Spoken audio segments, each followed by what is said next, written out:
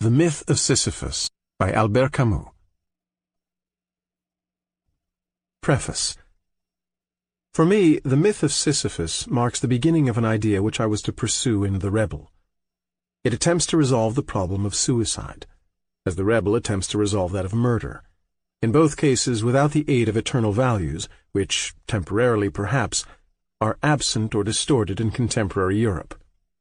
The fundamental subject of the myth of Sisyphus is this: it is legitimate and necessary to wonder whether life has a meaning. Therefore, it is legitimate to meet the problem of suicide face to face. The answer, underlying and appearing through the paradoxes which cover it, is this: even if one does not believe in God, suicide is not legitimate. Written 15 years ago, in 1940, amid the French and European disaster, this book declares that even within the limits of nihilism, it is possible to find the means to proceed beyond nihilism. In all the books I have written since, I have attempted to pursue this direction. Although the myth of Sisyphus poses mortal problems, it sums itself up for me as a lucid invitation to live and to create in the very midst of the desert. It has hence been thought possible to append to this philosophical argument a series of essays, of a kind I have never ceased writing, which are somewhat marginal to my other books. In a more lyrical form, they all illustrate that essential fluctuation from assent to refusal, which in my view defines the artist and his difficult calling. The unity of this book, that I should like to be apparent to American readers as it is to me, resides in the reflection, alternately cold and impassioned, in which an artist may indulge as to his reasons for living and for creating.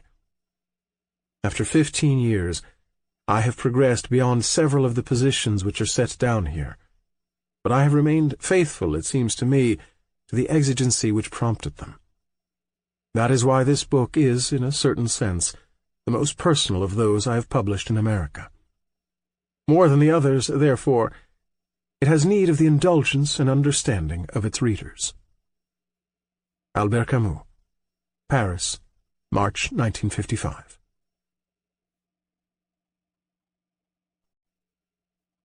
For Pascal Pia. From Pindar, Pythian, 3. O my soul, do not aspire to immortal life, but exhaust the limits of the possible. The pages that follow deal with an absurd sensitivity that can be found widespread in the age, and not with an absurd philosophy which our time, properly speaking, has not known. It is therefore simply fair to point out at the outset what these pages owe to certain contemporary thinkers. It is so far from my intention to hide this that they will be found cited and commented upon throughout this work. But it is useful to note at the same time that the absurd, hitherto taken as a conclusion, is considered in this essay as a starting point.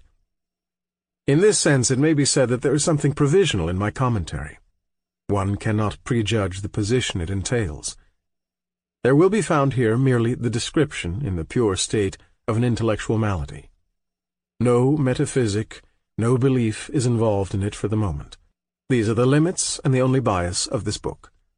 Certain personal experiences urge me to make this clear.